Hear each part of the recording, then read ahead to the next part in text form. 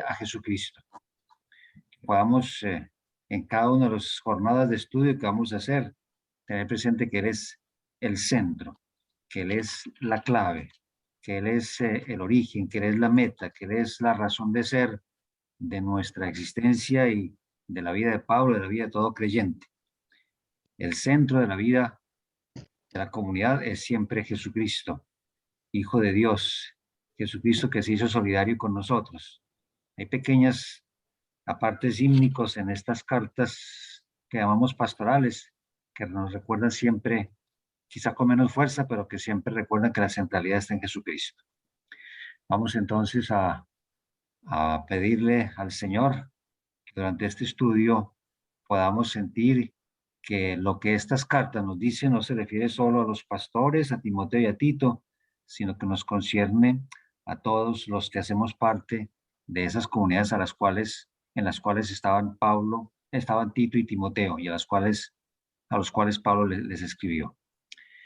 Entonces, yo les invito a que por favor busquemos en la segunda carta a Timoteo, como acabo de indicarles en el compartir, en el chat, en la discusión, la segunda carta a Timoteo, el capítulo 3, versículo 14, hasta el capítulo 4, versículo 5.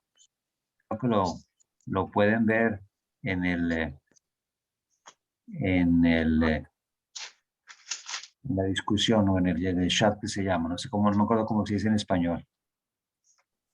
Bien, entonces, si por favor Edgar puede leer desde su versión de su Biblia ese texto, por favor. Oh, Sí, cómo no. por favor, despacio. A partir del versículo 3, ¿verdad? A partir del versículo 14 del capítulo 3 de la segunda carta.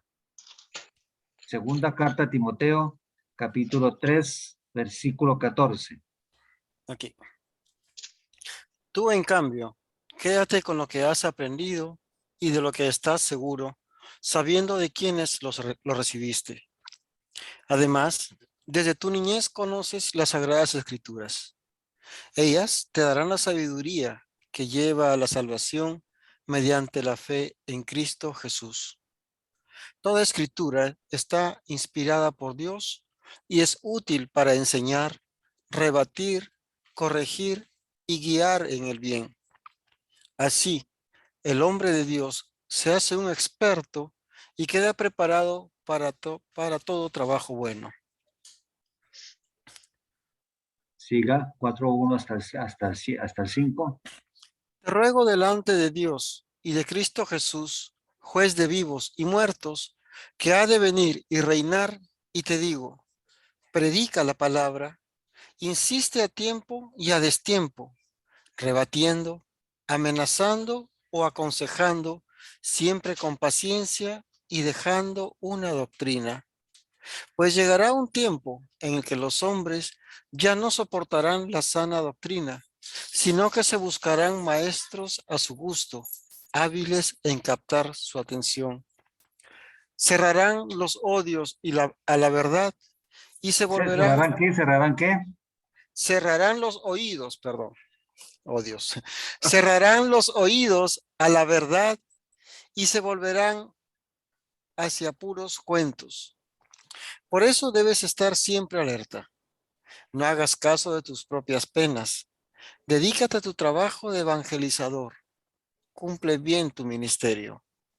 Yo, por mi parte, estoy llegando al fin y se acerca el momento de mi partida. He combatido un buen combate. He terminado mi carrera. He guardado todo lo que depositaron en mis manos. Bueno, ya está ahí, perfecto. Muy bien, entonces dense cuenta esta exhortación de San Pablo a Timoteo que vale para todos, de perseverar en lo que hemos aprendido y oído y acrecentarlo incluso, lo que hemos creído, teniendo en cuenta de quiénes lo aprendimos, que este estudio, estas cartas nos ayude a recordar abuelos, papá, mamá, los padres que nos enseñaron, los sacerdotes, los catequistas, tanta gente que nos ha ayudado a conocer y a las Sagradas Escrituras. Y a saber que esas Sagradas Escrituras, aún estas pastorales, nos van a dar la sabiduría que lleva a la salvación mediante la fe en Jesucristo. La sola palabra no basta, la sola fe no basta. Palabra y fe asociados íntimamente a Jesucristo. Dense cuenta lo que dice allá en el versículo 15. Las sagradas letras pueden darte la sabiduría que lleva a la salvación mediante la fe en Cristo Jesús. Y oigan, eso es muy importante y nos hay que asegurar. Toda escritura es inspirada por Dios y útil para enseñar, para argumentar, es una traducción distinta a la que yo tengo, para corregir, para educar en la justicia, y así estamos equipados, armados, tenemos el buen equipaje, el buen moral, lo que necesitamos para ser perfectos y estar preparados para toda obra buena.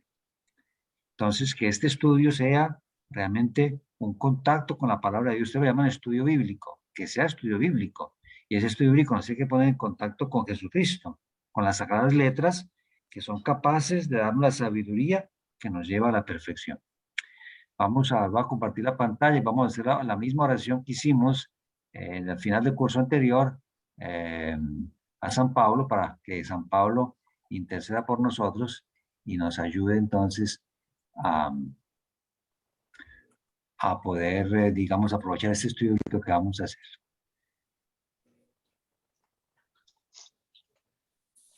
Entonces, le voy a pedir a Alfonso que la recite lentamente, o toda la vamos a recitar, pero Alfonso la preside, los demás la vamos acompañando, pero con los micrófonos cerrados, despacito. Don Alfonso. Muy bien, Padre, mucho gusto. Oración. San Pablo, te pedimos la misma pasión que tuviste por Cristo, que también nosotros, como tú, vayamos por este mundo predicando el Evangelio.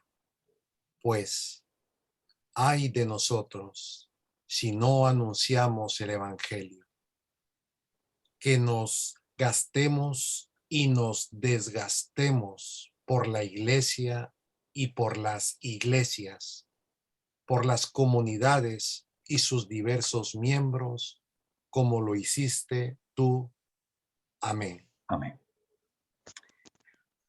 Gloria al Padre y al Hijo y al Espíritu Santo. Como era Como era en principio, ahora y siempre, por los siglos de los siglos. Amén. Amén. En nombre del Padre y del Hijo y del Espíritu Santo. Amén. Amén. Muy bien, bienvenidos entonces a esta reflexión, a este periodo que vamos a dedicar a las cartas pastorales. Yo voy a introducir solo las cartas pastorales. Después, más adelante, dentro del plan que hay para este semestre, según lo que se preparó, se entraría a estudiar otros textos. Pero por ahora vamos a detenernos en esta primera parte del semestre en las cartas pastorales. Ya veremos en qué momento hacemos un resumen de claves teológicas como se hizo con las cartas de la cautividad, e introduciremos después, sea yo o el padre Pacheco, yo o el padre Palacios, la otra parte para continuar su estudio bíblico. Entonces estamos con estas cartas pastorales que queremos dedicarles ahora primera parte del semestre. Hay que preguntarse si esta carta son cartas o no de Pablo, y si son a Timoteo y a Tito o a quienes escribieron. Son preguntas que se hacen. Parcialmente en la introducción que yo voy a hacer hoy, vamos a responder un poco a eso, sobre todo para saber si son cartas de Pablo. Vamos a identificar un poco, a presentar brevemente a Timoteo y a Tito. ¿Quiénes eran ellos? ¿Quiénes son? ¿Cómo aparecen en el Nuevo Testamento, en la literatura paulina? Porque es allá donde las encontramos en las otras cartas de San Pablo. Entonces, vamos primeramente a mirar un poquito una presentación iconográfica de Timoteo. Evidentemente es un icono hecho por alguien que en inglés, Timothy, imitando los iconos en griego, y Tito. Desafortunadamente en inglés, Timothy y Tito. Hay otra presentación un poco más clásica de los santos Timoteo y Tito, cuya fiesta se celebra próximamente el 26 de enero, es el día de la fiesta litúrgica. Entonces, siempre los presentan, casi en la iconografía, los presentan juntos. Estos dos pastores de las comunidades del Asia Menor. Entonces, que eso nos dé como una aproximación a estos dos personajes que son los destinatarios de estas cartas. Les presento entonces ahora el plancito de lo que vamos a ver hasta dónde alcanzamos a llegar. Yo voy a hacer primero una introducción general a por qué cartas pastorales y luego una síntesis de los principales elementos propios de cada una de estas tres cartas. Después hablaríamos más en detalle de los destinatarios, de la fecha y el lugar de composición, del contenido, del propósito que tienen estas cartas, de la autoridad que llamamos, de la autoría, perdón, del autor que llamaríamos autenticidad, para profundizar ese aspecto de la autenticidad o de la paternidad o de la inspiración paulina, porque todo depende de la posición que se tome.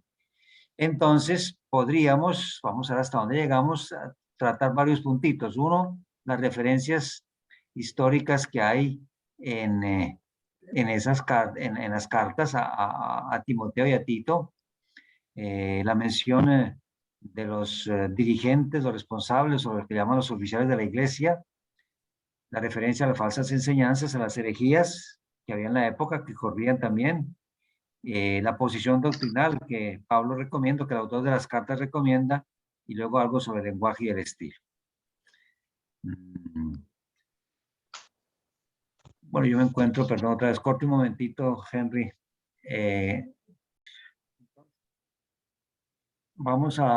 Yo quiero darles primeramente en esta introducción general, ya un resumen del conjunto de estas cartas. Comencemos por decir, ¿por qué hablar de cartas pastorales? Resulta que en estas cartas lo que vemos es que las comunidades, a medida que fueron pasando los años, pues fueron perdiendo entusiasmo. Y entonces se dio la necesidad de reforzar los elementos que estructuraban y que daban vida y que daban existencia a las comunidades. Y entonces estas cartas querían destacar, por una parte, me parece importante esto, las cualidades y las funciones de los responsables. En eso estamos de acuerdo y eso hace que uno diga, bueno, las cartas como que no nos concernirían a nosotros, son más bien para los responsables de la comunidad. Pero en esas cartas hay también una insistencia en las virtudes públicas, en las actitudes que deben identificar a los miembros de la comunidad. Y también hay una insistencia en las normas prácticas de comportamiento. Entonces también hay que buscarlas a la hora de hacer el estudio, a medida que usted vaya avanzando en los distintos capítulos, hay que buscar, claro, qué es lo que se dice a los funcionarios, a los responsables, pero cuáles son las virtudes públicas que se recomiendan, sea que estén dichas al líder, sea que estén directamente recomendadas para que el líder se las inculque, se las pida a los miembros de la comunidad. También hay una insistencia en la actitud que se tiene que tener con respecto al culto, a la liturgia, a la doctrina, evidentemente, a la experiencia de Jesucristo. Y entonces hay una insistencia en que hay que tener muy claras las bases de la fe para poder progresar, para poder avanzar, para no quedarse simplemente repitiendo lo mismo, para, diríamoslo ahora, para ir actualizando la fe, para ir profundizando la experiencia que van haciendo como comunidad. Y entonces el objetivo de estas cartas, de estas tres cartas, llamadas así pastorales, es ofrecer una serie de pautas, de normas, de criterios, de principios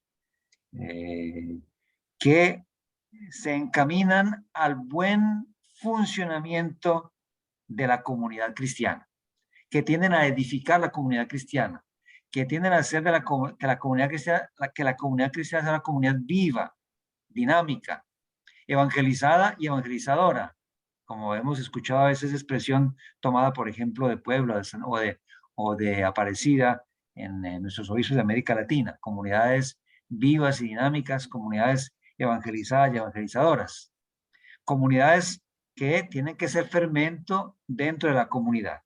Entonces, en este sentido, esa denominación, cartas pastorales, como vamos a decir un poco más adelante, es reciente. Al comienzo no se llamaban cartas pastorales. Se comenzaron a llamar cartas pastorales prácticamente desde el siglo XVII, XVIII y sobre todo en el siglo XIX. Esas 3 cartas se han llamado pastorales en el sentido no tanto de que se dirigen a los pastores, si bien están Timoteo y Tito, pastores de 2 comunidades en Asia Menor que Pablo colocó allí para organizar la comunidad cristiana precisamente, para animar a presbíteros, a diáconos, a viudas, a miembros de la comunidad, a los distintos integrantes de las comunidades. Entonces, estas cartas son pastorales en el sentido de que tienden a construir y a invitar a que se edifique la comunidad. Entonces, en ese sentido, es muy importante que le prestemos atención a este elemento. Bien, permítame dar, entonces, por ahora me contento con eso. Más tarde vuelvo sobre por qué llamarlas pastorales y, como digo, desde el siglo XIX para acá. ¿Qué sucede? Que se trata de comunidades, digamos, de la segunda generación. Es decir, unas comunidades que siguieron prácticamente, ya la mayoría de los apóstoles habían fallecido y entonces se trataba de ver cómo animar a esas comunidades. Resulta que hay un fenómeno que es parecido al que tenemos hoy en día. Las comunidades se fueron desanimando, fueron perdiendo entusiasmo, fueron perdiendo dinamismo, fueron como perdiéndole ánimo, como que se fueron desanimando.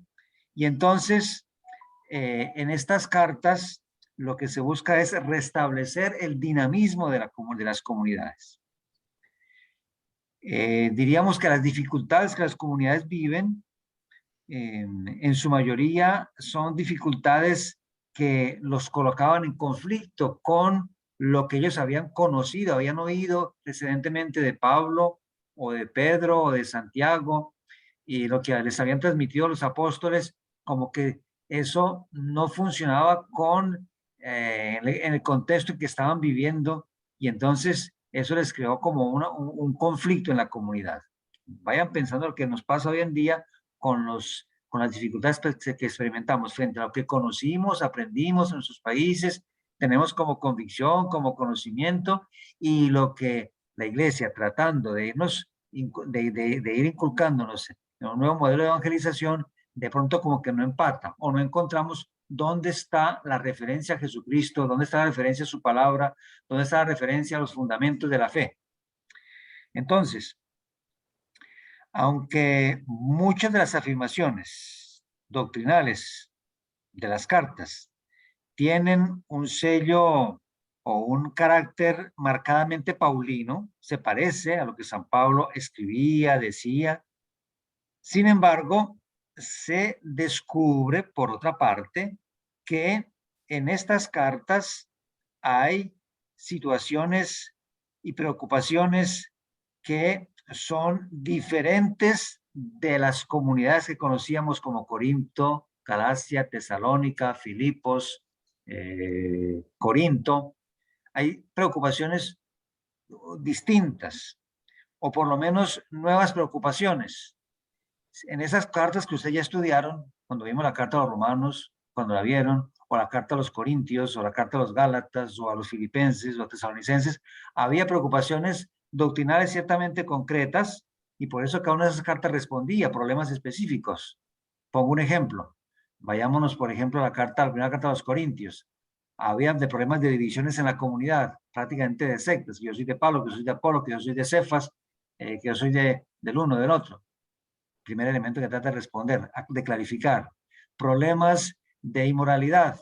Estoy siempre en la primera carta de los Corintios. Problema, ¿cómo hacemos con las vírgenes o con los que se casan, con los solteros o con los que se casan? Problema con el matrimonio. ¿Qué hacemos con tantos cultos a los ídolos y con las carnes inmoladas y con inmoladas a los ídolos? ¿Podemos comer esas carnes o no? ¿Se puede vender eso en la carnicería o no? ¿Qué hacemos en la comunidad? Hay tanta gente que se reúne para celebrar la cena del Señor, pero uno se adelanta, otros se atrasan, unos comparten, otros no comparten, los más afortunados comparten abundantemente y los otros ya cuando llegan no encuentran nada.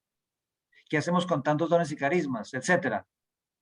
¿Qué hacemos frente al problema de los muertos, de la resurrección? Y así en cada carta encontramos problemas en los tesalonicenses también. Entonces aquí en las cartas pastorales hay otro tipo de preocupaciones que son distintas a las preocupaciones que había en esas comunidades en las otras cartas, y las respuestas son también distintas. Digamos que son menos doctrinales, son más pragmáticas, más existenciales, digámoslo así, aunque la expresión que estoy utilizando me deja inquieto porque los problemas que acabo de mencionar o lo que encontramos en la carta de los Romanos, en la carta de los Gálatas, son problemas muy vivos. Pero digamos que aquí son problemas de cómo mantener y fortalecer el ánimo en la comunidad. Entonces hay ciertas preocupaciones, digo, que son distintas, que son diferentes a las que vivían las comunidades en tiempos de Pablo. El vocabulario de estas cartas, que llamamos pastorales, quizá en español no sentimos tanto la diferencia, aunque uno leyendo unas y otras se encuentra que el tono, el estilo, el vocabulario es un poco distinto. Cuando se lee en griego se encuentran muchas más diferencias. Entonces, en estas cartas, digámoslo así, el vocabulario propio de estas cartas pone de relieve, digamos así, términos nuevos y la ausencia de otros términos que aparecían como muy característicos en las cartas que llamamos así propiamente paulinas o protopaulinas o auténticamente y claramente paulinas. Entonces, de esto se desprende una consecuencia muy importante, es que estas tres cartas han podido ser redactadas por un seguidor de Pablo, ciertamente muy cercano a Pablo, que conocía bien a Pablo, que había compartido con él, o que lo habían escuchado, que conocían las otras cartas. Entonces, es muy posible, por ese lado se están orientando los estudios bíblicos. Yo voy a pasar un poquito más adelante a lo que dicen incluso los encuentros entre protestantes y católicos en los últimos 20 o 30 años al respecto, y cuya publicación última fue hecha hace prácticamente 5 o 6 años. Por ahora, digamos que estas tres cartas, todo parece indicar que hayan sido redactadas por un seguidor de Pablo después de la muerte del apóstol, con destino a comunidades cristianas, como lo dije hace un ratito, de segunda generación, no de segunda clase, sino de segunda generación. Comunidades que están entre el año 70 y el año 100, o entre el año 60 y el año 90, digamos en la última parte del siglo I. Comunidades que vivían con problemáticas muy concretas y que tenían que comenzar a hacer frente a las herejías, a afirmaciones doctrinales que los acudían. La respuesta de Pablo no es tanto doctrinal, o del autor, no es tanto doctrinal, sino más bien de cómo la comunidad tiene que aprender a vivir en medio de esas contradicciones, de ese conflicto cultural, de ese conflicto incluso doctrinal, y cómo no solamente aferrarse, digamos, tercamente a una serie de afirmaciones que tienen que ser así, o si no, no funciona, o cómo podemos, mediante el recurrir a las escrituras, como lo recomienda en esa segunda carta a Timoteo, que por cierto la segunda es más fácil de situarla cronológicamente que la primera, y más adelante me voy a referir primero a la segunda y después a la primera. Entonces digo, estas cartas, digamos así, muestran de una manera muy concreta tanto el crecimiento organizado de la comunidad, cómo se van estructurando para poder funcionar, y al mismo tiempo vemos en esas cartas el riesgo que se presenta, y por eso el autor le recomienda a Timoteo y a Tito, atención, para que no se estanquen en la vivencia de la fe. Y yo quisiera invitarlos a que vean que ustedes avancen en el estudio, tengan los oídos, los ojos y el corazón muy atentos para que su fe, nuestra fe, no se estanque, no se detenga, no se congele, ni que nos quedemos tampoco aferrados a unas afirmaciones dogmáticas que la iglesia nos enseñó, pero que quizá la palabra de Dios, incluso a través de estas cartas, nos puede como, digamos, sacudir. No tengamos miedo a esto, porque de todas las cartas nos ayudan a ponernos en referencia a lo fundamental. Acuérdate de Jesucristo, resucitado de los muertos. Eso es fundamental. Él es nuestra esperanza. El de Él es el descendiente de David. Ese es el evangelio fundamental que tenemos. Por él vale la pena trabajar, luchar, esforzarse. y esa palabra que Él nos comunica no está encadenada.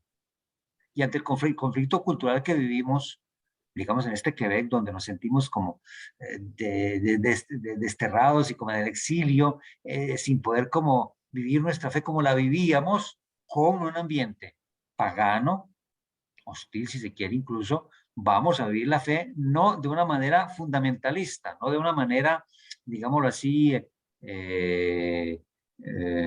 cerrada, sino como en este ambiente, por una mejor comprensión de quién es Jesucristo y cómo nuestras comunidades, aunque pequeñitas, tienen que vivir, podemos expresar esa convicción profunda. Bien, ¿cuál es la problemática doctrinal? Paso dentro de esta visión general, permítame un segundo puntico. ¿Cuál es como la problemática común de estas cartas? Después ya voy a indicar los elementos propios de cada una. Entonces, voy a completar este punto y después hacemos la pausa. Entonces, hay tres tipos de dificultades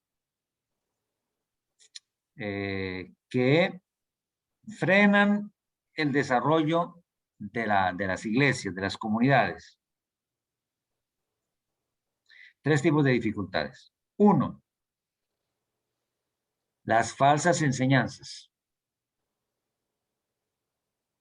predicadas por algunos doctos o doctores o pretendidos superapóstoles. En la carta a los Corintios se ha criticado esto San Pablo ya en Corinto diciendo eso que se llama superapóstoles, pues tengan la capacidad de discernir. En Galacia, ustedes recuerdan la carta de los Gálatas, como les dice muy fuerte, que nadie les anuncie otro evangelio distinto al que les predique, y si alguien anuncia otro evangelio, no hay otro Jesucristo. Pero eso no puede llevarnos a un fundamentalismo de que me quedo con unas tres afirmaciones y con eso ya me siento seguro y cierro los ojos, cierro los oídos y me pongo una visera para no ver qué es lo que pasa, a ver cómo yo actualizo, cómo yo inculturizo mi fe. El primer problema es y ahí lo vamos a ver, se van a ver cuando ustedes hagan el estudio, descubrir cuáles son algunos problemas mencionados abiertamente, algunos problemas doctrinales, algunas falsas enseñanzas o herejías, y otras más camufladamente. Hay que, a medida que van leyendo la carta, hay que leer lo que se dice explícitamente y lo que se dice implícitamente, para mostrar dónde están los problemas y por lo tanto ir deduciendo cuál es la enseñanza que está en el fondo, porque no siempre el estilo de Pablo y del autor aquí es dar enseñanzas doctrinales como en Romanos, o como en Gálatas, o como en Efesios. Aquí es un estilo mucho más pastoral, más pedagógico, más dosificado, y entonces hay que leer entre líneas, no imaginando, no suponiendo, ni imaginando, sino ya con lo que conocemos, hay que saber leer entre líneas qué es lo que, si él está corrigiendo algo, qué es lo que me está diciendo para poder vivir adecuadamente mi fe en Jesucristo, integrado en la comunidad cristiana, en comunión con mis pastores, en comunión con las autoridades, al mismo tiempo con una claridad de que hay cosas que la cultura quisiera imponer y que no podemos transigir, pero que tenemos que aprender a vivir en medio de, dando testimonio. Y en eso las cartas de Pedro, que las van a estudiar más tarde, y de Juan, nos van a enseñar cómo vivir en comunidades adversas, en minorías culturales y étnicas, como lo somos en comunidades en minorías. Lo van a ver más adelante, el año entrante, cuando estudian, o el segundo semestre, cuando estudian esas otras cartas. Bien, primer problema. ¿Está claro? El primer problema. Bien, el segundo tipo de dificultades que se viven es, y ojo con eso, es como el conformismo y la falta de entusiasmo a la hora de vivir la fe. Y ojo con eso. Ustedes cuando leen esas cartas, déjense cuestionar, déjense interrogar, déjense invitar por el Señor a sacudirse, porque hoy en día todos ustedes y yo, y en el contexto en que estamos hoy en día, de pandemia, de iglesia, de escándalos, desde los obispos hasta los sacerdotes, y si pasábamos a hablar de los cristianos, ustedes tampoco, ninguno quedamos excluidos de los escándalos morales, económicos, políticos, sociales, eso, todos estamos juntaditos, ¿no? Porque hay pecado original que existe. No estoy hablando de la doctrina de San Pablo, a pesar de que en la carta a los romanos en el capítulo 5 habla de eso. Pero, ojo, el asunto es que, segundo problema, conformismo, cruzarse de brazos, acomodarse, falta de entusiasmo a la hora de vivir la fe. Eso estamos atacados. Ese cáncer, ese virus nos está atacando a todos. Es muy importante estar atento y mirar discretamente cómo el autor de estas cartas, inspirado en San Pablo, invita a sacudir. Cuando él dice te conjuro, te exhorto, insiste a tiempo y a destiempo, proclama la palabra, insiste a tiempo y a destiempo, reprende, amenaza, exhorta, corrige con sana doctrina. Ustedes sientan el llamado que por estas cartas les va a hacer a ustedes. Tercer problema. ¿Está claro el segundo? Sí. Claro. Y eso hay que estar atento para que no sea un estudio solo con la cabeza. Porque ese estudio a ustedes nos tiene que ayudar a todos a potenciar nuestra fe y con nuestra convicción y a profundizar cada vez más y a dejarnos interrogar para poder ser testigos en este ambiente donde estamos. Tercer tipo de problemas o de dificultades que se presentan es la necesidad, por una parte, de buenos responsables que sepan dirigir, sí, digamos, los obispos, los sacerdotes, los diáconos que colaboran, pero los líderes de la comunidad, los catequistas, los papás, las mamás, de manera que, digamos, necesidad de buenos responsables que dirijan convenientemente las comunidades. En esa parte hay un acento particular sobre este tipo digamos, de personas. Entonces, esto exige, estos tres problemas exigen una serie de recomendaciones. Y en esas cartas hay recomendaciones de tipo teórico, sí, pero no tan doctrinal. Es como más pragmático. Entonces, recomendaciones de tipo, sí, algunas recomendaciones de tipo teórico y de tipo práctico. Y yo me admiro, en esas cartas hay muchos imperativos. Reprende, corrige, eso, nada más el texto que leímos hoy. Usted cuando lea las cartas, a pesar de que ustedes tienen distintas traducciones, fíjense, por ejemplo, los imperativos. En esas cartas es muy fuerte el uso de imperativos, y eso que no es una carta, digamos así, autoritaria, enérgica, digamos que se siente que es alguien que está como bravo, pero hay unos imperativos que en griego a veces son más de tipo exhortativo, y de hecho el estilo es un imperativo que intenta mover, invitar, impulsar a que salgamos como de esa somnolencia, de esa indiferencia, de esa parsimoniosidad. Entonces, digamos, hay recomendaciones de tipo teórico y de tipo práctico. Hay algunos elementos de tipo doctrinal. ¿Cuáles sobre todo?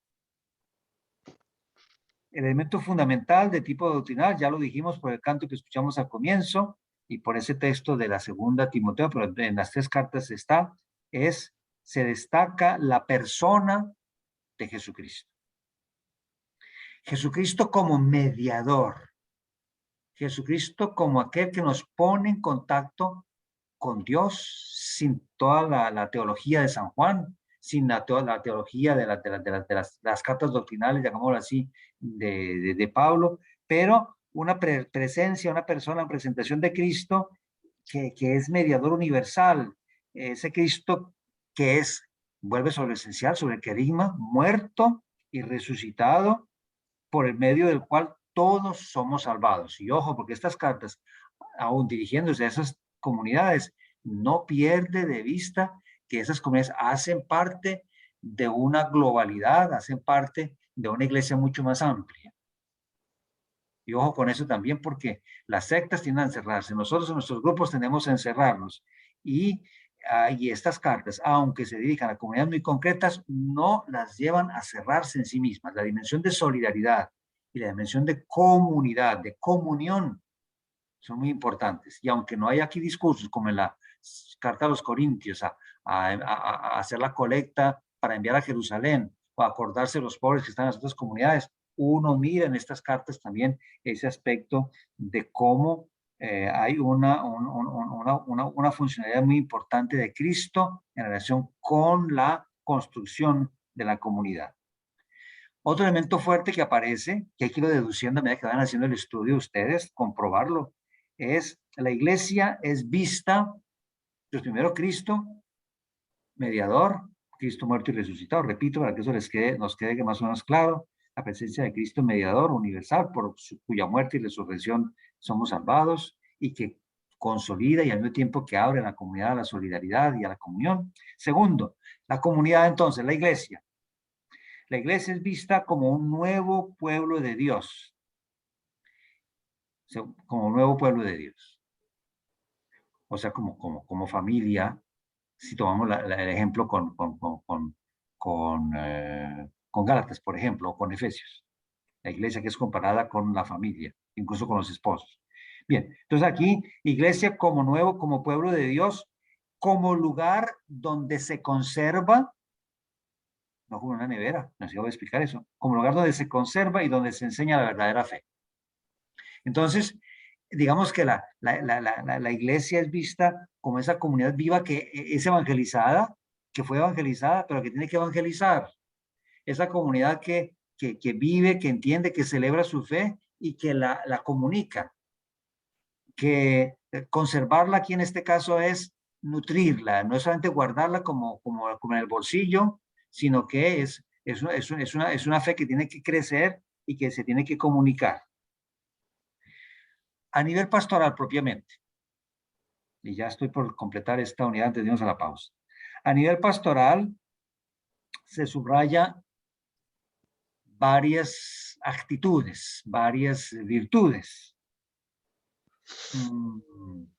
Hay una numeración muy larga, ustedes las van a encontrar. Yo les invito a que desde el punto de vista propiamente pastoral, práctico, miren cuáles son las virtudes que se recomiendan, las actitudes que se recomiendan.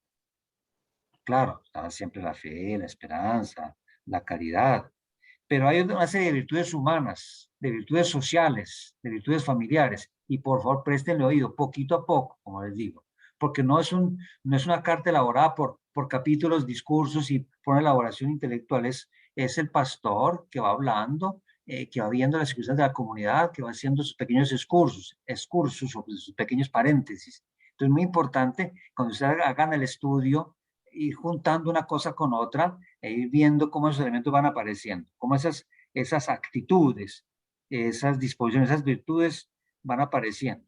Claro, la fe, la esperanza, repito, la caridad, hay virtudes humanas, virtudes sociales, virtudes de convivencia, virtudes de tolerancia. Evidentemente se va a insistir sobre la obediencia, sobre la sobriedad, sobre la disposición a trabajar, a no quedarse cruzado de brazos, que antes la Onicense había anunciado eso, pues aquí va a volver de otra manera. La paciencia, la valentía, el coraje, digámoslo así, el coraje en el sentido del valor, la tenacidad, la convicción para transmitir, para compartir lo que sabemos, conocemos, sin perder ese entusiasmo, ese dinamismo. En fin, todo esto debe, y las cartas lo insisten, aparecer como con un sello. Deben ser ratificadas, confirmadas, autenticadas, en el sentido de nuestras costumbres, digamos, legales, aquí sin que sea un documento legal. Todo esto debe ser como ratificado y autentificado por una gran fidelidad. Y fidelidad está en relación con fe, y fe está en relación con Jesucristo, y está en relación con esa capacidad de lealtad. Entonces, una fidelidad muy grande, claro, a la enseñanza recibida, sin duda. Y sobre todo a la enseñanza recibida de los apóstoles, a la enseñanza que comenzaba a conocerse los evangelios, porque mientras estas cartas se están escribiendo a las comunidades, los evangelios están naciendo, están llegando poquito a poco, y había una transmisión oral de la experiencia vivida de Jesucristo. Entonces, una fidelidad a la enseñanza recibida, pero al mismo tiempo, ojo con esto, una fidelidad a la oración, a la honradez, a la justicia, a esos valores que son básicos en la relación con Dios y por lo tanto en la relación con los demás, tal como el Señor Jesús nos lo enseñó y como los apóstoles trataron de comunicar. Entonces, digamos que así hacemos como una síntesis de los principales elementos, la visión general. Vamos a hacer la pausa. Tomamos yo. hacer una síntesis de los principales elementos propios de cada una que les sirva como de guía para el estudio, la lectura que van a hacer. Y después vemos cómo entramos en otros elementos. Quizá voy a pasar a propósito, que de pronto es interesante que ustedes lo tengan en cuenta a la hora de hacer su estudio. Entonces ahora quiero dar verdaderamente una síntesis de los principales elementos, casi que uno o dos de cada una de las tres cartas. Entonces, primera carta a Timoteo. A pesar de que ese es más difícil de situar, parece que sería un poco más tarde, en fin, pero de todas maneras, en este caso sí se los doy, digamos, por cada una de las tres cartas. La primera carta a Timoteo, el destinatario, pues, de esta carta aparece en los Hechos de los Apóstoles y en otras cartas de San Pablo. El Timoteo de quien se habla es mencionado como un compañero muy entrañable e inseparable de Pablo. ¿Qué sucede?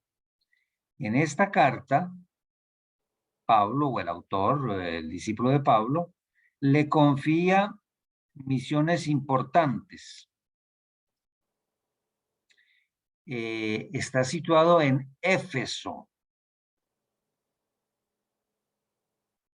De hecho, aparece como primer obispo de Éfeso.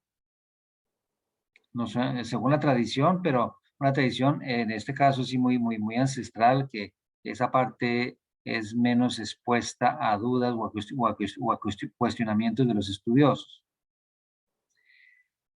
Las principales recomendaciones hechas en esta carta y puestas en labios, en boca, en la pluma de Pablo, más bien en la boca de Pablo, están dirigidas al responsable de la comunidad, pero con miras a la organización de la comunidad. Y es interesante porque ese es un testimonio de cómo ya en los años 70 y 80 las comunidades se fueron estructurando, se fueron organizando. Después la Didache, yo voy a escribir, pero soy menos experto en el manejo de todas las cosas al mismo tiempo. A ver si lo veo aquí, la Didache. A todos, sí, Didache. Algunos lo escriben con J, otros lo escriben con Didache.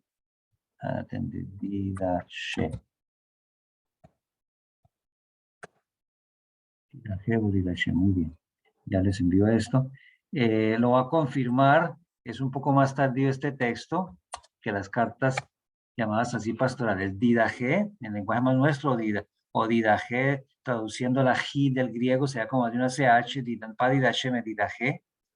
Entonces, eso es un poquito más tardío que muestra cómo las comunidades se fueron estructurando. Y San Ignacio de Antioquía, en el año 110 murió él, martirizado, de la que escribió varias cartas a comunidades como las de Pablo y va mostrando cómo las comunidades se estaban estructurando. Aquí encontramos como las bases de una primera estructuración dentro de las comunidades. Bien, entonces, insistencia en esta carta, primera Timoteo, en la vida cristiana,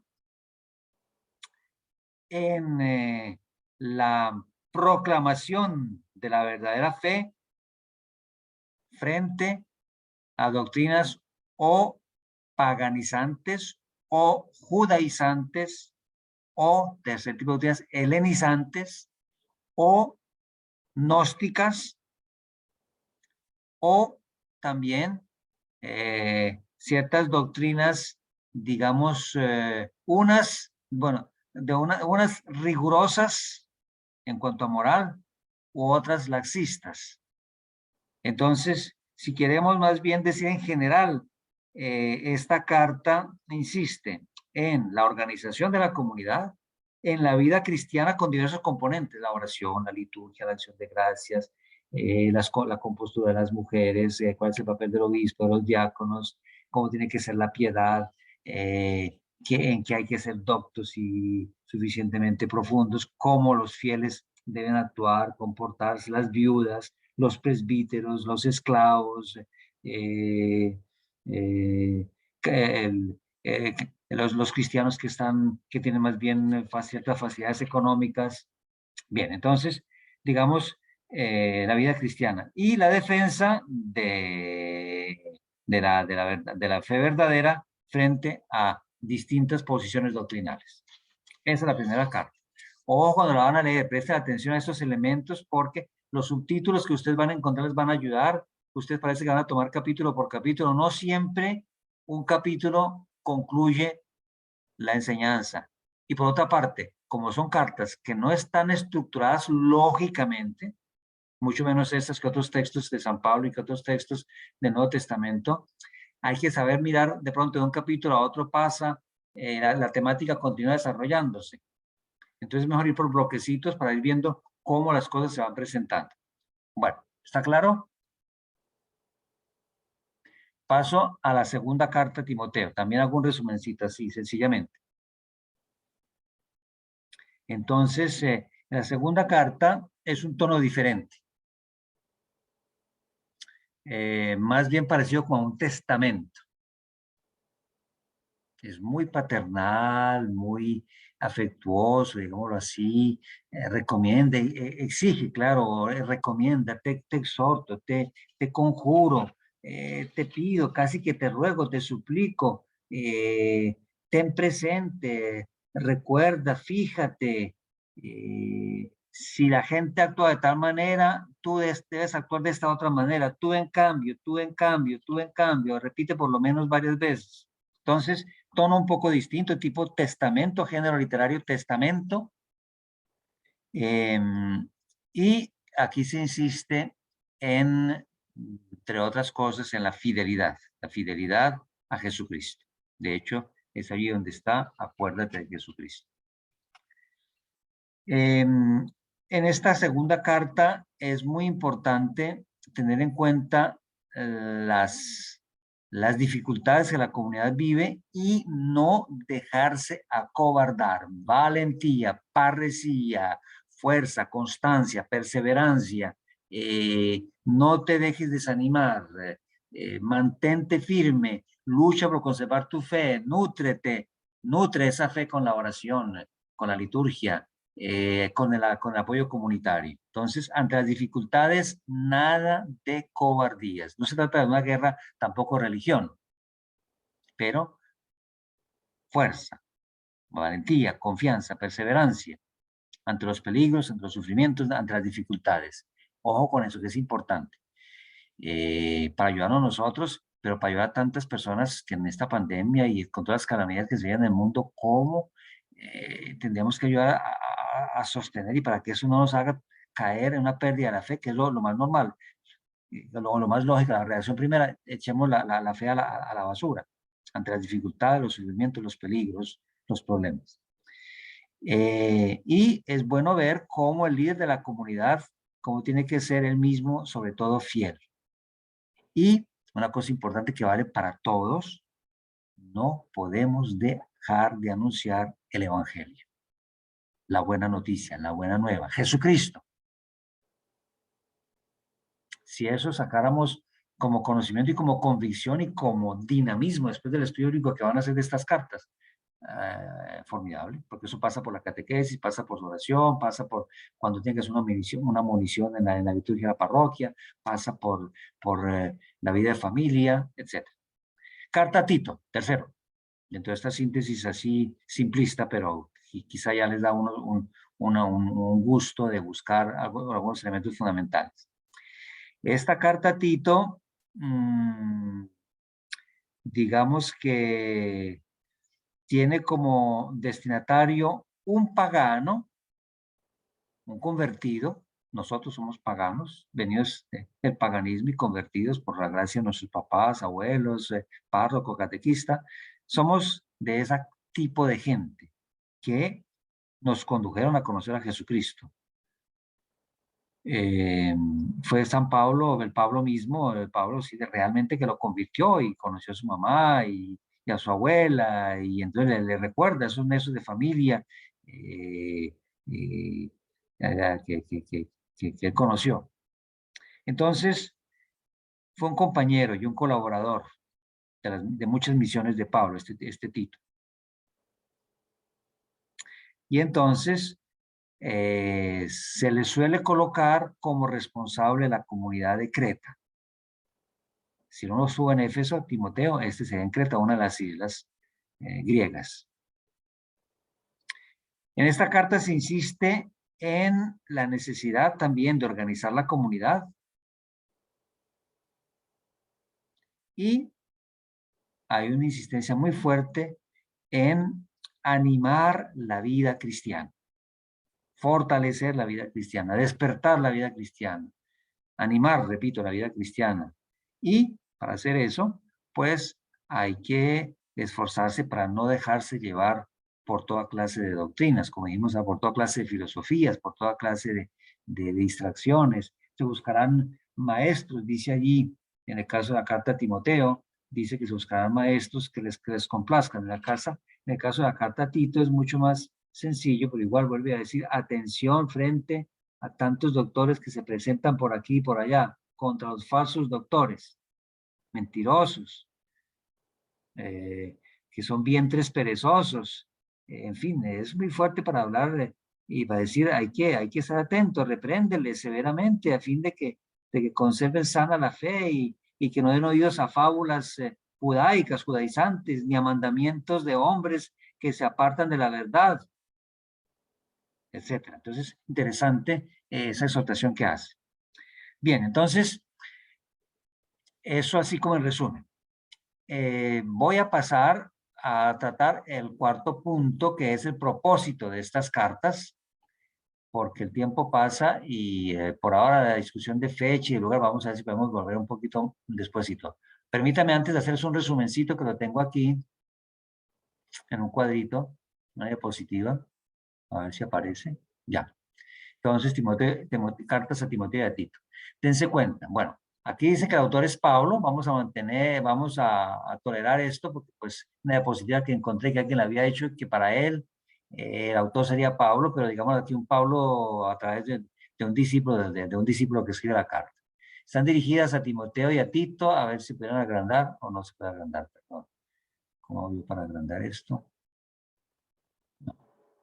¿Ustedes alcanzan a leer? Creo que no alcanzan a leer mucho, porque está muy chiquita la letra. Entonces, dirigidas a Timoteo y a Tito, que están, que tienen responsabilidades en las comunidades locales de Éfeso y de Creta, como acabamos de decir.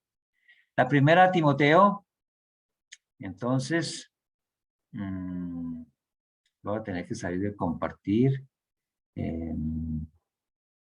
para poder a mi vez como leer lo que está allí.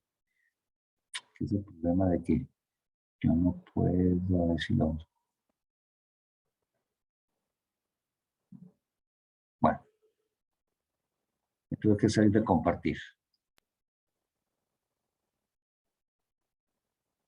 Entonces, el objetivo de estas cartas es, como lo dijimos ahora, fundamentalmente se trata de prescribir normas, de dar orientaciones y al mismo tiempo de indicar las buenas disposiciones que se necesitan para construir la comunidad. Y por otra parte, hay unas orientaciones sobre la organización de las iglesias, como lo dijimos ahora. Estas cartas, la primera carta a Timoteo, prácticamente hay que situarla entre los años 70 y 80. La segunda carta a Timoteo sería más cercana a la vida de Pablo, que Pablo fallecería entre el año 64 o 67 a más tardar. Y la carta a Tito sería de una fecha posterior. Las tres cartas coinciden en el estilo sencillo, como bien se podía leer en la diapositiva cuando la mostré. Las tres cartas muestran preocupaciones del autor por la comunidad, porque desempeñan una función pastoral. La idea central de las cartas pastorales es la salvación en Jesucristo. Viene de Jesucristo, pasa por Jesucristo y se concretiza en la vida de la comunidad. Y en las tres cartas hay un recordar, un remitir insistentemente a Dios Padre, sin que se hable mucho de Dios Padre, pero remitir a Dios como aquel que es el Salvador por medio de su Hijo Jesucristo, que salva por medio de su Hijo Jesucristo. Bien, entonces quiero pasar ahora a referirme de modo particular al propósito de las cartas, para que me parece que allí se puede precisar un poco más y les va a ayudar en la lectura que ustedes van a hacer, el estudio que ustedes van a hacer. Entonces, me detengo un momentito en el propósito, casi que diríamos el objetivo, pero lo llamamos así más bien como propósito. ¿Qué se proponen estas cartas? Bien, entonces, es más fácil determinar el propósito de la segunda carta que de las otras dos cartas, que de las otras dos cartas. ¿Por qué? Porque esta segunda carta, como lo dije hace un momento, fue escrita en un tiempo, en un periodo mucho más cercano a Pablo.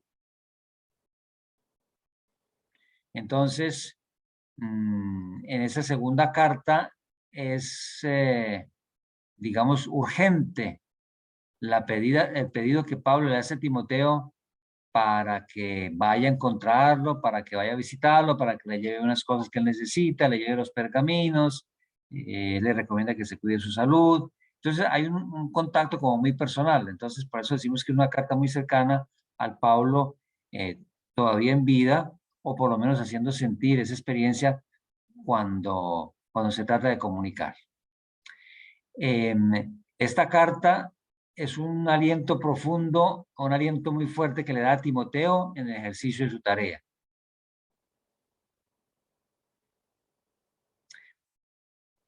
En la primera carta, el propósito es de dar orientaciones para que las personas que van a tener responsabilidades en la comunidad sean personas bien escogidas y capaces de mantenerse firmes en la fe.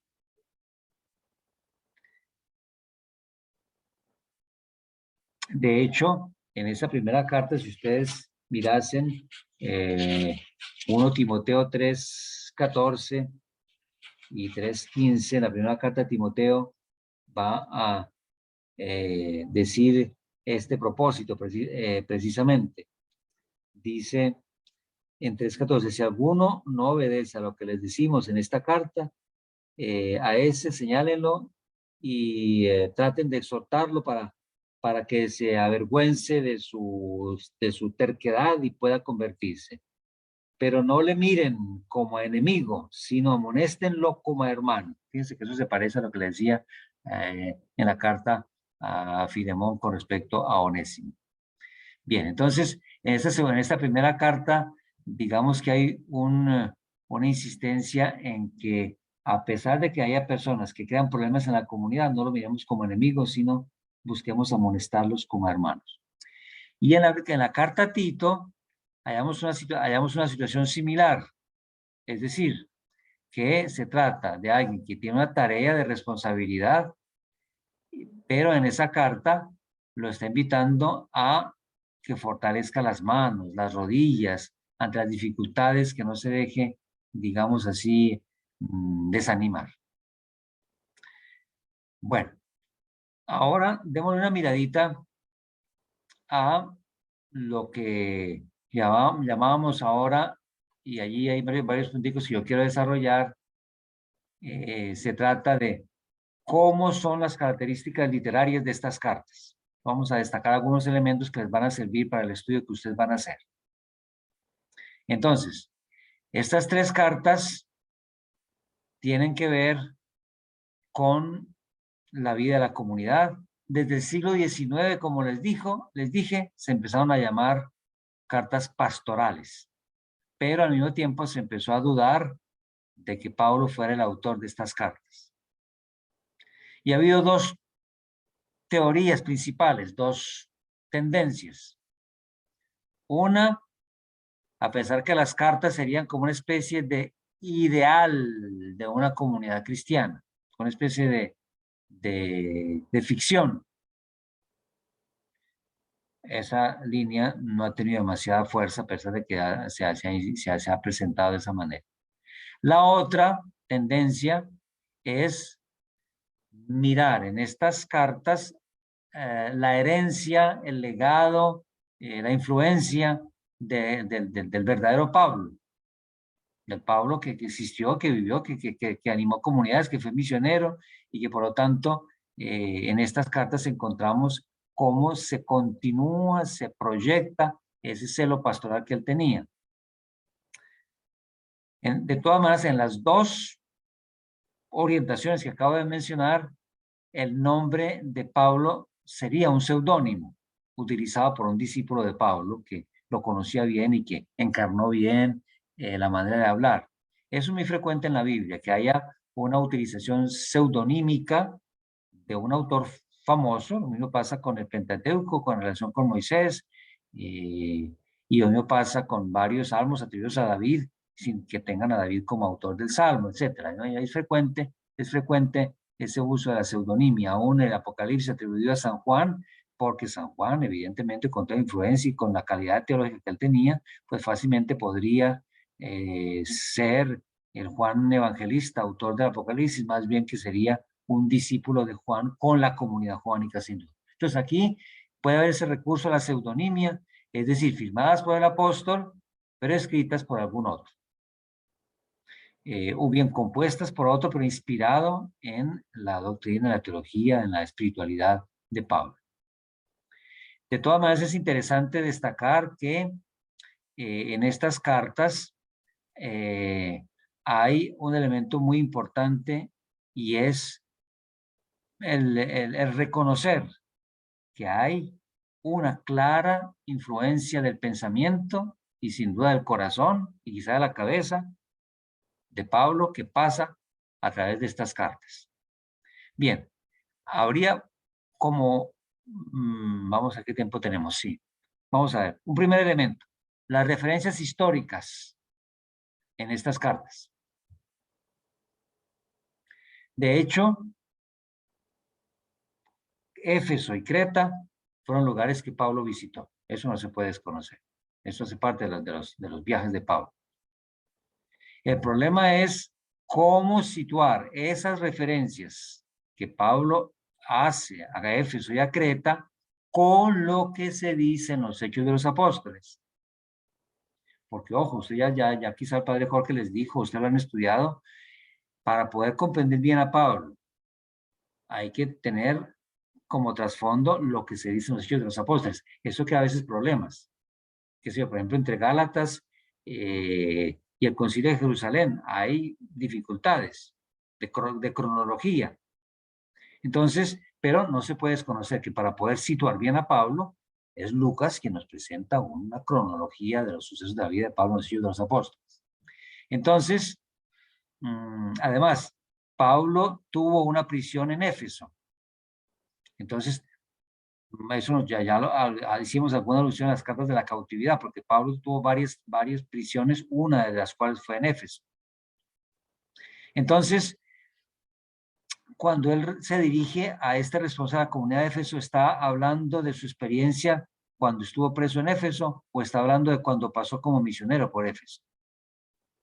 Entonces, sin duda que muchos de los eruditos, de los estudiosos de la Biblia, pues piensan que la prisión de la cual se habla y desde la cual él hablaría y desde la cual él habría escrito algunas de las cartas es distinta a la prisión de la cual él está hablando cuando está escribiendo a Timoteo, que está responsable de la comunidad de Éfeso.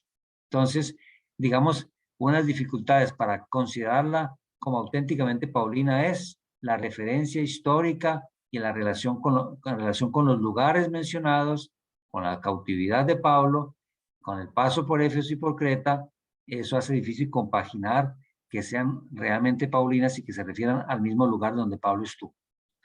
En todo caso, digamos que hay dificultad para reconstruir estos lugares en relación con lo que se dice en los Hechos de los Apóstoles. Segundo, la mención o la referencia a los oficiales, a los responsables de la iglesia, que serían obispos. Algunos han pensado que se puede traducir por episcopos, episcopoi. Otros más bien piensan que se puede traducir por ancianos, presbiteroi, presbíteros. Entonces aquí nos encontramos con una dificultad, porque estos términos, obispo, presbítero, diácono, que aparecen mencionados en estas cartas, no siempre coinciden con lo que más tarde la Didache o San Ignacio de Antioquía, unos añitos más tarde, definieron ya como funciones más claramente definidas del obispo que conocemos hoy en día, del presbítero que conocemos hoy en día, del diácono que conocemos hoy en día. Entonces es un primer esbozo de lo que es un vigilante de la comunidad, episcopoi, de lo que es un anciano, un servidor, un testigo de la comunidad, con lo que de más tarde comprendimos con lo que era el presbítero, y con lo que es el responsable de la administración de la caridad en la comunidad, que poco a poco se fue definiendo como tener el diaconoi. Entonces, los términos aparecen, y es importante saber que esos términos aparecen en estas cartas, pero no siempre con la carga estructural, organizativa, de funciones que más tarde se lograron precisar. Por eso, digamos que se piensa que el uso de esos términos, como fue, digamos, fueron precisados un poco tardíamente, no permitirían que con las precisiones que se dan allí sean del tiempo de Pablo, del tiempo de vida de Pablo. Era muy difícil en los años 50 y comienzos de los 60 tener como tanta claridad sobre la función que tenía un obispo, un presbítero, un diácono, o aún el grupo de las viudas, que formaban prácticamente una asociación, una sociedad, una comunidad, porque había muchas viudas en razón de conflicto, de guerras y todas las viudas abundaban.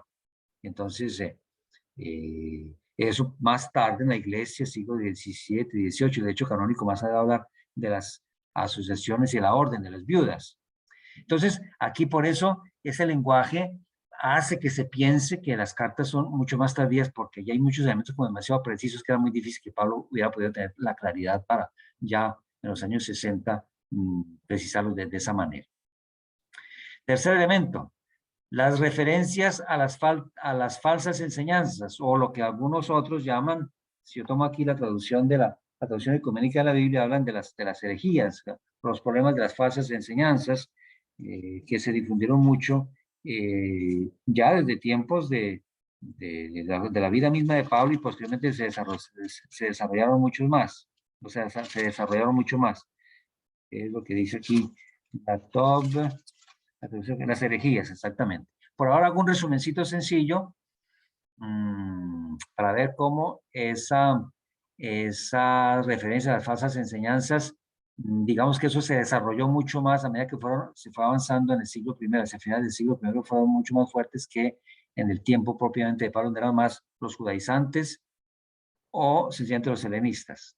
Tipos de mentalidad de influencia griega, de filosofía o de tendencias moralizantes griegas, eso se fue entrando en la comunidad más bien en el siglo II.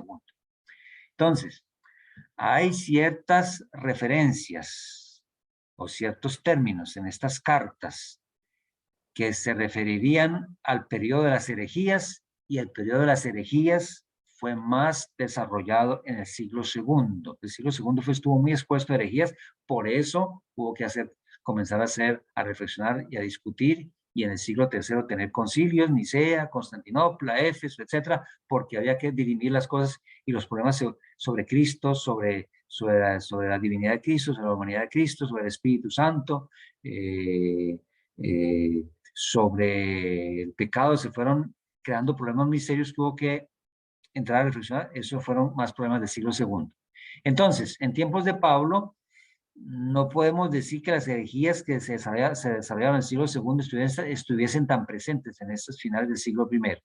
Entonces, esto hace que el principal interés, sea de Pablo o del discípulo de Pablo, es, cuando insiste en las falsas doctrinas, es más bien insistir en que frente al evangelio, frente a la buena nueva, hay que estar siempre atentos para no dejar que esa buena nueva se contamine, como pasó en el caso de la comunidad de Galacia, de los que presentaron doctores y evangelizadores que están anunciando un Cristo que no era el que Pablo les había predicado. Entonces, digámoslo así, que la referencia a esas falsas doctrinas no proporcionan una guía apropiada para poder definir la fecha de redacción de las cartas pastorales. Y más bien, si ya hay una alusión tan frecuente a esos problemas de doctrina que se estaban infiltrando, entonces eso hace que tengamos que ir hacia más tardíamente. Cuarto, la posición doctrinal es que se dice que en estas cartas pastorales, así llamadas, no estarían de acuerdo con la doctrina, con la enseñanza que encontramos en las grandes cartas, Romanos, Efesios, Gálatas, Filipenses, Tesalonicenses, siendo tan sencilla y siendo las primeras cartas. Entonces, si uno compara la teología de las otras cartas de Pablo a estas tres cartas, pues encontraríamos que en estas cartas, y es normal, encontramos que hay unos acentos muy distintos, mucho menos fuertes que las, digamos, que las grandes, así llamadas cartas doctrinales o las grandes cartas propiamente de Pablo. Sin embargo, hay que tener en cuenta algo muy importante, que no se trata aquí de una debilidad de los argumentos, como una especie de Pablo que se habría envejecido, que ya se volvería concesivo, buena gente, y entonces ya perdió la mecha, el entusiasmo, la fuerza de prácticamente de atacar y de defender fuertemente la fe. Sin embargo, claro, en estas cartas no encontramos, digamos, una reacción fuerte y una enseñanza, una elaboración doctrinal, un edificio doctrinal, un corpus doctrinal muy fuerte. Pero, ojo, en las cartas pastorales, más que un conflicto teológico, lo que encontramos es una insistencia en que hay que saber siempre referirse a lo fundamental. No hay grandes desarrollos de profundización, pero sí hay una insistencia fuerte en que hay que volver a lo esencial del Evangelio. Se dice que en estas cartas no habla mucho del Espíritu Santo, que no habla mucho de la justicia de Dios, que faltan esos grandes temas. No se puede pedir que en todas las cartas toque todos los temas. Lo que sí podemos decir es que no hay repeticiones o declaraciones estereotipadas, sino que más bien cuando él insiste en la fidelidad a la palabra, cuando él insiste en que hay que mantenerse atentos a la escritura, hay que ver en eso una insistencia clara en que no se trata sencillamente de declaraciones, sino de una insistencia en evidencias que aparecen mencionadas en estas cartas. Entonces, no le pidamos a estas cartas que vaya a hacer discursos como las otras cartas que estudiamos. Vamos a mirar cómo hay exhortaciones a través de ese discípulo para que la comunidad no se desintegre, sino que más bien la comunidad se integre, se consolide, se fortifique, se consolide. Quinto puntico, y ahí vamos a terminar, yo creo que en esto, porque el tiempo nos da para más, en este digamos, particularidad del propósito y de la orientación de las cartas, El quinto puntico es la relación con el estilo y con el lenguaje, para poder entender como esta dimensión literaria, y que ustedes lo van a verificar a medida que vayan leyendo. Lenguaje y estilo. Los argumentos que hablan del lenguaje para señalar que no sería una carta paulina tienen que ver con lo siguiente. Hay diferentes maneras de presentar lo que es o no es paulina. Y aquí hay un elemento muy importante, y es que hay palabras nuevas. Eso es verdad. Hay un vocabulario que no es el mismo que estábamos acostumbrados a escuchar. Y ustedes lo van a leer y les pido que presten atención al vocabulario. Y para eso hay que ir leyendo despacito. En el sentido de que mirar cómo, bueno, están las traducciones que ustedes tienen, y sin duda que eso cambia de una traducción a otra, pero el vocabulario es distinto, ustedes lo van a notar, es casi que evidente. Y hay muchos términos que no aparecen en los otros escritos de San Pablo, y ni siquiera en el Nuevo Testamento. Hay muchas palabras, muchos elementos de vocabulario que es único de estas cartas. Y entonces no tenemos manera de compararlo que con estas cartas y entenderlo a la luz de estas mismas cartas. Entonces, en ese sentido hay como una particularidad que hay que tener en cuenta, y para no para decir si es de Pablo, ni para decir tampoco radicalmente no es de Pablo. Hay una novedad.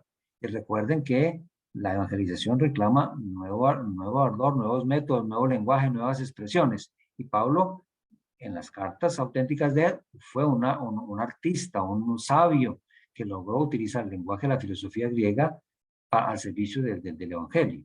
Aquí hay un vocabulario todavía más distinto que lo puso al servicio del evangelio o el autor de estas cartas.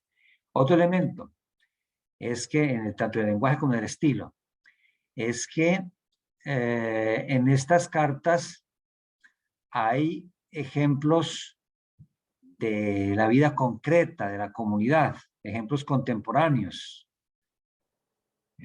Y cuando uno logra comparar a Pablo con otros escritos extrabíblicos del periodo, o logra comparar, perdón, estas cartas con escritos de ese mismo tiempo, uno encuentra que hay similitud con otros escritos que no son bíblicos y que por lo tanto ya no eran de mano ni del corazón de Pablo.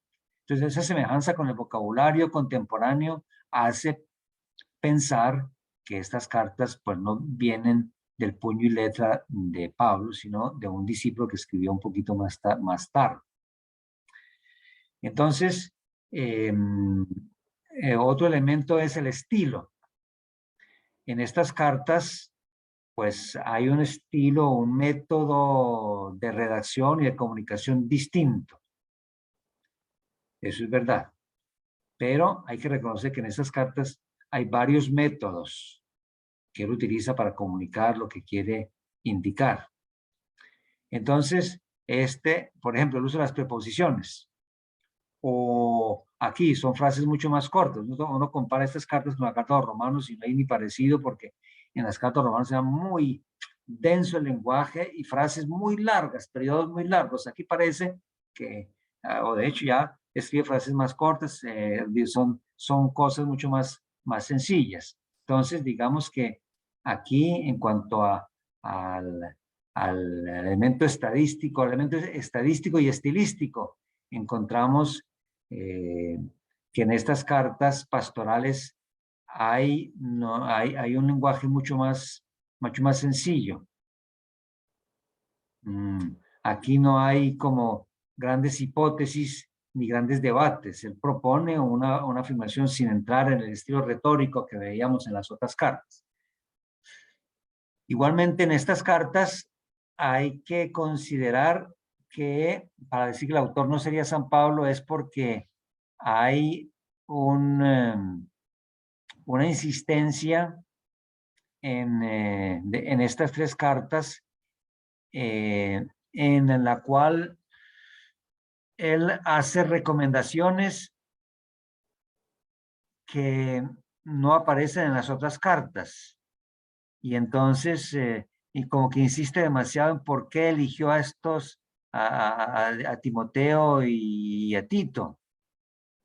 Y entonces esa manera de presentar las cartas hace difícil que se entienda que vengan del Pablo mismo, que estaría como haciendo la defensa de sus candidatos a esas funciones. Entonces, por eso en estas cartas, digamos, el acento es más de tipo práctico, pastoral, como lo dije hace un rato. Bien, entonces,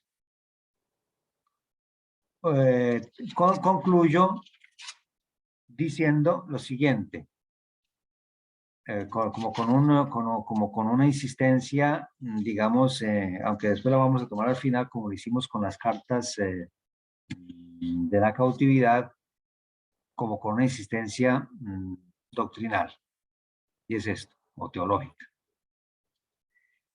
Estas tres cartas tienen una teología mucho menos elaborada que las cartas, digamos que las grandes cartas paulinas. Como les mencioné hace un rato, hay una insistencia, una presentación sobre Jesucristo.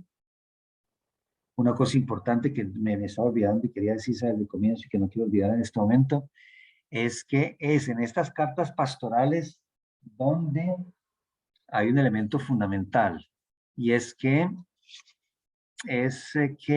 en Jesucristo se ha dado la manifestación de la misericordia y de la bondad de Dios.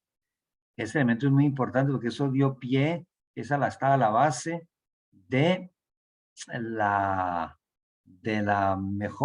comprensión de la epifanía. Está en la carta a Tito, perdón, la carta a Tito 3, 4 a 7, que lo tuvimos en la noche de Navidad. Ha aparecido la bondad de Dios y su amor al hombre. No por las obras de justicia, se parece a Romanos, que hayamos hecho nosotros, sino que según su propia misericordia nos ha salvado en el baño del segundo nacimiento y con la renovación por el Espíritu Santo.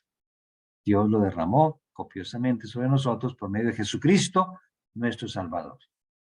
Entonces, ese texto de la carta a Tito, capítulo 3, versículos 4 a 7, es un elemento importante. Bueno, entonces, desde el punto de vista doctrinal, es insistencia en Jesucristo, es insistencia práctica en la organización y en la vida de la comunidad, pero con un elemento teológico, no solamente sociológico ni simplemente pastoral. Y tercero, en estas cartas, digamos, la insistencia en que se mantengan los nexos, los vínculos de la comunidad, que se eviten las divisiones y que se fortalezca la unidad. No lo dice de manera teórica como aparece, o teológica como aparece en Efesios, o como aparece en Corintios, aparece aquí de una manera mucho más sencilla, pero igual ese elemento aparece como importante. Una vez que ustedes hagan el estudio, cuando hagamos la síntesis, vamos a poder retomar ya con base en el detalle que los detalles que ustedes van a encontrar,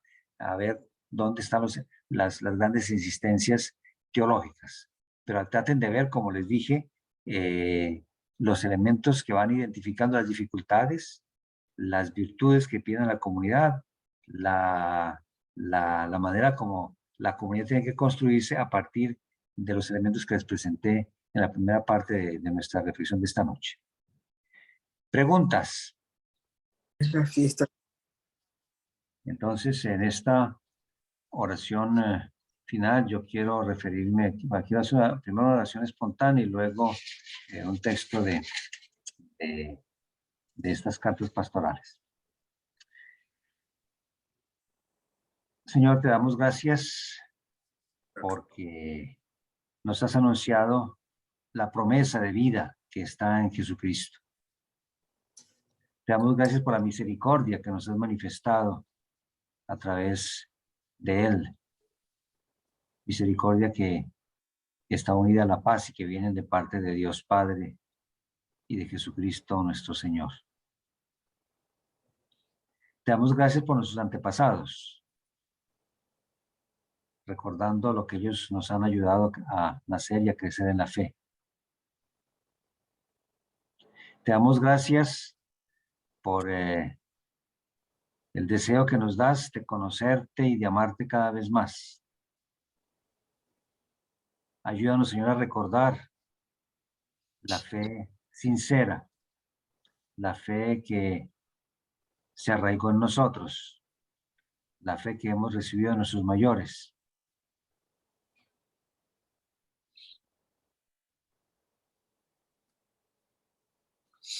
Te encomendamos a nuestras familias, a nuestros seres queridos, a nuestros pastores, que sea el Papa, que sean los obispos, que sean los presbíteros, que sean los diáconos, que sean los servidores de la palabra, que sean los catequistas, que sean los agentes de pastoral, que sean incluso los responsables de cada comunidad, que a veces también de pronto pierden el sentido de su misión, en el famoso marillé, los responsables de las comunidades. Señor, queremos pedirte por ellos en esta noche y por nosotros, pueblo de Dios, para que estemos siempre atentos a construir nuestras comunidades, comunidades parroquiales, comunidades locales, comunidades domésticas en las familias.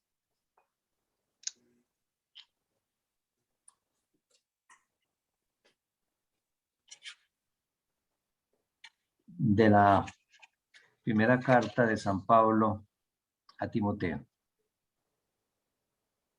en el capítulo 2. Ante todo, recomiendo que se hagan plegarias, oraciones, súplicas y acciones de gracias por todos los seres humanos, por los reyes y por todos los constituidos en autoridad, para que podamos vivir una vida tranquila y apacible con toda piedad y dignidad. Esto es bueno y agradable a Dios, nuestro Salvador, que quiere que todos los seres humanos se salven y lleguen al conocimiento pleno de la verdad, porque hay un solo Dios y también un solo mediador entre Dios y los hombres, Cristo Jesús, hombre también, que se entregó a sí mismo como rescate por todos. Este es el testimonio dado en el tiempo oportuno. Y de este testimonio digo la verdad, no miento. Yo he sido constituido heraldo y apóstol, maestro de los gentiles en la fe y en la verdad. Quiero, pues, que todas las personas, que los hombres, oren en todo lugar, elevando hacia el cielo unas manos piadosas, sin ira ni discusiones. Señor, que estas exhortaciones nos animen en este estudio bíblico, nos animen en nuestra oración personal, familiar, comunitaria, litúrgica, para que nadie quede excluido en nuestra oración y para que nuestro trabajo y nuestro estudio nos conduzca a amarte más, a servirte mejor, a darte gloria y a acordarnos siempre que Jesucristo es aquel que vive en medio de nosotros y que reina ahora y por los siglos de los siglos. Amén. El Señor